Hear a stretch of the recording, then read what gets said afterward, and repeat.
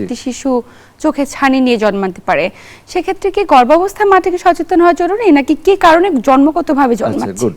জন্মগত ছানির অনেকগুলোই আসলে বিষয় আমাদের হাতের কন্ট্রোলে না। যেমন বিশেষ করে কমন যেটা আসে সেটা হচ্ছে রুবেলা ভাইরাসের আক্রমণ। যে কোনো ভাইরাসের সংক্রমণ তো আগে থেকে প্রতিরোধ করবার মতো খুব একটা ব্যবস্থা এখনো আসেনি। যখন মহামারী হয় তখন কিছু ব্যবস্থা, কিন্তু রুবেলা কখনো আমাদের এখানে মহামারী আকারে আসে না, যে স্পোরাডিক হঠাৎ করে কারোর হলো, তাই তার পূর্ব লক্ষণ হিসেবে হয়তো একটা জ্বর হয়েছিল, জ্বর হয়ে ভালো হয়ে গেছে, আমরা নর্মাল ভাইরাল ফিভার হিসেবে ধরে নিছি। হয়তো ওই মায়ের শরীরে তেমন কোনো প্রভাব ফেলতে পারেনি, জ্বর আসছে গেছে, কিন্তু ওই ভ্রূণের উপরে গিয়ে সে একটা ইফেক্ট ফেলে।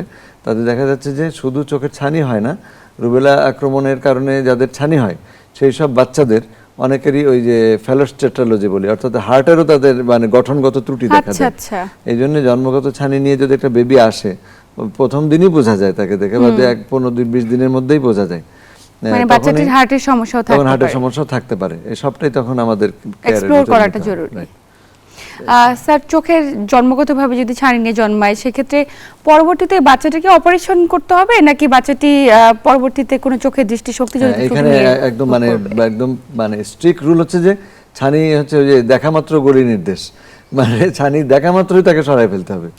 কারণটা হচ্ছে যে আমাদের যেমন জন্ম হওয়ার পর থেকে একটা বাচ্চা বড় হতে হতে শিখে, তা আমরা শেখাটা বুঝি, কথা বলা শিখলো, হাঁটতে শিখলো, দেখা যে শেখে এটা কিন্তু আমরা আর মেজার করতে পারি না, করতে পারি না।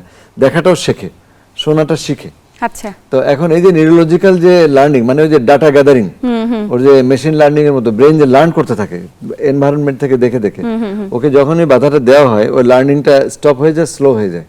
আচ্ছা, তো যেমন ওই যে অটিস্টিক বেবি অনেক কিছু বুঝে না, তা একটু বড় হওয়ার পরেও যদি তাকে দেখার ব্যবস্থা করে দেওয়া হয়, ওই যে প্রথমেই যে দেখার যে শেখাটা যে ঘাটতি পড়ে যায়, ওটা ঘাটতি সারা জীবন থাকে।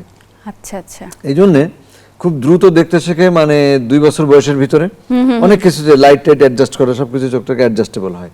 এরপর 2 বছর থেকে 6 বছর বয়সের মধ্যে দেখার শেখাটা মোটামুটি 80% কভার করে ফেলে। এরপরে হলো 6 থেকে 8 বছরের মধ্যে যদি কাউকে ফাইনাল টাচ না দেওয়া হয়, ওর দুর্বলতাটা সারা জীবন থেকে যায়। আচ্ছা, এই কারণে যাদের ছানি না, শুধু যাদের চশমা জনিত ঘাটতি আছে, ছানি নাই কিছু নাই, কিন্তু রিফ্র্যাক্টিভ এরর আছে, ভালো ইমেজ দেখে না, তাকেও যদি আমরা 6 থেকে 8 বছর, তার আগে তো বোঝা যায় না যে বাচ্চা তো দেখে, চলে ফেরে, খায় দেয়, স্কুলে গেলে না বোঝা যায় যে সে ভালো দেখতেছে না।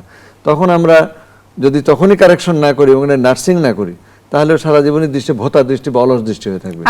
আর যার জন্ম থেকে ছানি, ও প্রায় ব্লাইন্ডই হয়ে যায় যদি আমরা ওই 2 বছর বয়সের মধ্যে তাকে অপারেশনটা না করে দিই।